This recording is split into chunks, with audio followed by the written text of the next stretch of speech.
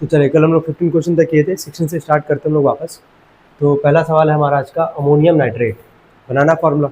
Ammonium का क्या होता है NH4+, नाइट्रेट का क्या होता है NO3 पे क्या -1, क्रॉस मल्टी करेंगे 1 का यही आ जाएगा NH4 और ये आ जाएगा हमारे पास क्या NO3, बन गया अमोनियम नाइट्रेट।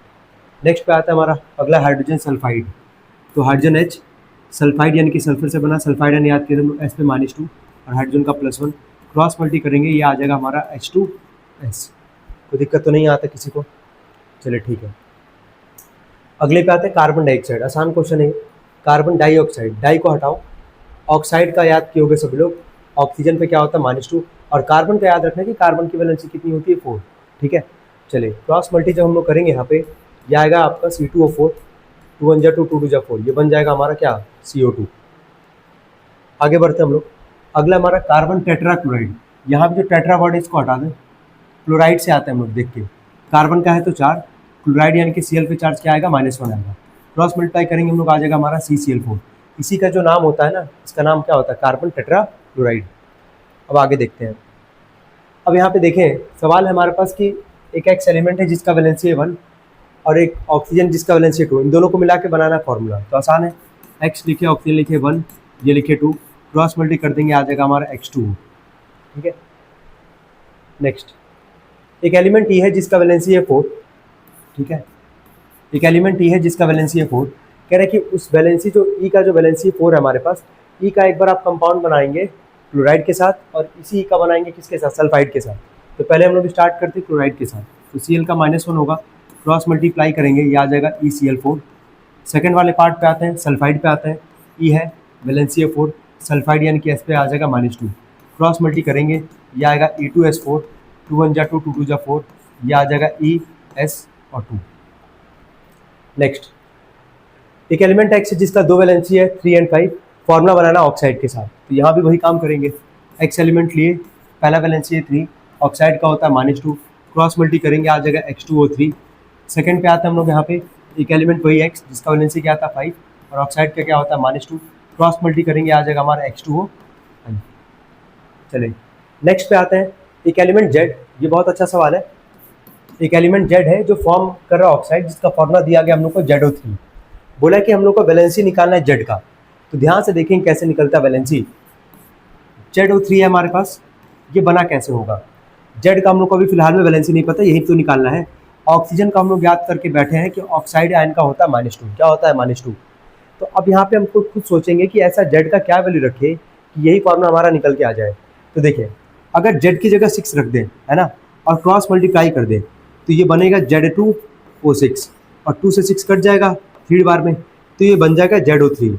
तो क्या ये जो ZO3 हमारे पास आ रहा है, जो सवाल में दिया गया था फॉर्मूला, ठीक है, ZO3, तो ZO3 कब बन रहा होगा कि जब Z का वैलेंसी क्या लेके चलेंगे 6 और ऑक्साइड का तो ऑब्वियस सी बात है क्या होता है -2। यानी कि क्लियर हो पा रहा है। यहाँ पे थोड़ा सा बस ये सोचना है कि जो फॉर्मूला दिया गया है हमारे पास, वहाँ से जो एक एलिमेंट का वैलेंसी पूछेगा, अगले का पता होगा पहले से ही सबको, है ना। तो जब अगले का पता होगा सबको, तो वहाँ पे सोचेंगे कि Z का आखिर ऐसा क्या रखें कि फॉर्मूला ही बन जाए। तो Z का वैलेंसी क्या रखेंगे 6 और क्रॉस जब मल्टीप्लाई कर देंगे आ जाएगा Z2O6, 2 1 2 2 3 6, बन गया हमारा ZO3। तो क्या पहले वाले का वैलेंसी आ गया हमारे पास, जो कि पूछा था, Z का वैलेंसी कितना आ गया हमारे पास 6। बात है बी वाले पे, बोला है कि जो एलिमेंट Z था, ऑक्साइड बना था ZO3, बोला था कि वैलेंसी निकालना Z का, जो कि आ गया हमारे पास 6। बोला कि जो वैलेंसी Z आया है, मतलब जो एलिमेंट Z है हमारे पास, उसका बनाना है फ्लोराइड के साथ। तो फ्लोराइड ब्रोमाइड हाइड्राइड सबका क्या होगा -1 और Z का आया हमारे पास 6, कर देंगे क्रॉस मल्टी, ये आ जाएगा आपका ZF6। तो आई होप सेकंड पार्ट में कोई दिक्कत नहीं होना चाहिए। पहले पार्ट में थोड़ा सा सोचना था, कितना सोचना था देखें अभी हम लोग। आते हैं नेक्स्ट पे, एल्युमिनियम ब्रोमाइड। आसान है, एल्युमिनियम यानी कि +3, ब्रोमाइड यानी कि क्या -1, क्रॉस मल्टीप्लाई करेंगे ये आ जाएगा AlBr3। नेक्स्ट एक एलिमेंट ए है जिसका वैलेंसी है +1, एक एलिमेंट बी है जिसका वैलेंसी है +2।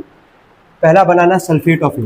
तो ध्यान देंगे, पहला बनाते हैं ए है, मतलब ए का सल्फेट बनाना फॉर्मूला। तो ए का वैलेंसी था +1 और सल्फेट का होता है SO4 पे क्या -2, क्रॉस मल्टीप्लाई करेंगे यह आ जाएगा A2SO4। सेकंड पे आते हैं हम लोग नाइट्रेट ऑफ बी। मतलब नाइट्रेट ऑफ बी का मतलब क्या हुआ कि जो बी का वैलेंसी दिया था +2 और नाइट्रेट पे याद करें सब लोग NO3 पे क्या होता है -1, क्रॉस मल्टीप्लाई करेंगे बी में 1 का बी, यहाँ एक से ज़्यादा एलिमेंट है और यहाँ 2 का मल्टीप्लाई करेंगे, उसको ब्रैकेट में लिखेंगे हम लोग, NO3 का होल ट्वाइस। ये ऑलरेडी मैं बता चुका हूँ कई बार। चलिए नेक्स्ट क्वेश्चन पे आते हैं। बोला the formula of the chloride of a metal is MCl2। Chloride of a metal का फॉर्मूला हमारे पास MCl2। बोला what is the formula of it sulphate. अब देखें जो एलिमेंट M है हमारे पास सवाल में MCl2 था, है ना, MCl2। तो हमसे बोला कि फॉर्मूला बनाना सल्फेट के साथ, यानी कि M का जब तक वैलेंसी नहीं पता रहेगा क्या सल्फेट का बना पाएंगे हम लोग फॉर्मूला? नहीं। तो जैसा भी हम लोग क्वेश्चन किए थे वैसे ही करेंगे। M लिखते हैं, क्लोराइड का सबको पता -1, तो M की जगह ऐसा क्या रखे कि ये बन जाए फॉर्मूला? तो ऑब्वियस सी बात है 2 रखेंगे, तभी जहाँ पे क्रॉस मल्टीप्लाई करने पे ये बनेगा हमारा MCl2। तो M का वैलेंसी क्या आ गया हमारे पास 2, या लिख दे रहा हूँ वैलेंसी जो है, वैलेंसी ऑफ M जो है हमारे पास वो आ गया कितना? 2 आ गया। अब बोला था सल्फेट के साथ, तो M लिखते हैं, सल्फेट का SO4 पे क्या होता है -2, और M का भी वैलेंसी कितना है हमारे पास 2, क्रॉस मल्टी करेंगे M2 और ये आ जाएगा SO4 का होल ट्वाइस, 2 से 2 कट जाएगा, ये बनेगा हमारा MSO4। नेक्स्ट B है हमारे पास एक एलिमेंट जिसका 2 वैलेंसी है 4 और 6, ऑक्साइड के साथ बनाना है फॉर्मूला। तो यहाँ भी 2 पार्ट, B लिखें ऑक्साइड लिखें। पहला है 4, ऑक्साइड का पता ही -2, ये बनेगा B2O4, 2 1 जा 2, 2 2 जा 4, पहला बन गया हमारा BO2। सेकंड पे आते हैं, B का वैलेंसी हमारे पास 6, ऑक्साइड का पता ही है -2, यहाँ क्रॉस मल्टीप्लाई करेंगे, ये आ जाएगा B2O6, 2 1 जा 2, 2 3 जा 6, ये बन गया हमारा क्या? BO3। क्वेश्चन देख रखे हैं, जस्ट पीछे भी किए हैं ऐसे क्वेश्चन, तो आई होप इसमें भी कोई डाउट नहीं होना चाहिए। चलिए नेक्स्ट पे आते हैं। एक एलिमेंट X है 4, एक एलिमेंट Y है 1। वैलेंसी में तो X का वैलेंसी है 4, Y का वैलेंसी है 1। बोला फॉर्मूला बनाने के लिए क्रॉस मल्टीप्लाई कर देते हैं, बन जाएगा हमारा XY4। नेक्स्ट हाइड्रोजन का वैलेंसी है 1, नाइट्रोजन का 3 और अमोनिया का बोला फॉर्मूला बनाने के लिए। तो बहुत इंपॉर्टेंट चीज़ है ये कि ये अमोनिया का फॉर्मूला पहले से ही पता होना चाहिए सबको, होता है NH3।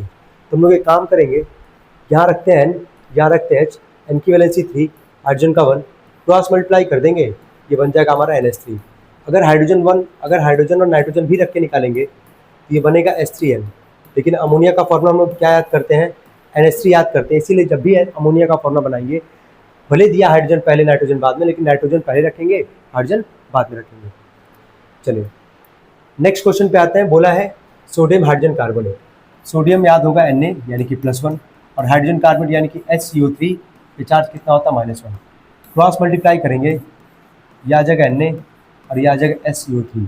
इसका ध्यान रखना है, इसका 2-3 नाम होता है। एक तो सबसे पहला दिख रहा होगा सोडियम हाइड्रोजन कार्बोनेट, दूसरा होता है इसका बेकिंग सोडा, जो कि बहुत ज़्यादा फेमस है बेकिंग सोडा के नाम से, और जो तीसरा नाम होता है इसका सोडियम बाइकार्बोनेट, है ना। 3 नाम है, याद रखना है सबको। सोडियम हाइड्रोजन कार्बोनेट का, सोडियम बाइकार्बोनेट भी है, और तीसरा है बेकिंग सोडा। बेकिंग सोडा से ही बहुत ज़्यादा ही फेमस है। आई होप फॉर्मूला बनाने में कोई डाउट किसी को नहीं आएगा। हम लोग लगभग 30 क्वेश्चन हम लोग सॉल्व किए इसके बिहाफ पे, है ना। चलिए नोट कर सकते हैं इसको।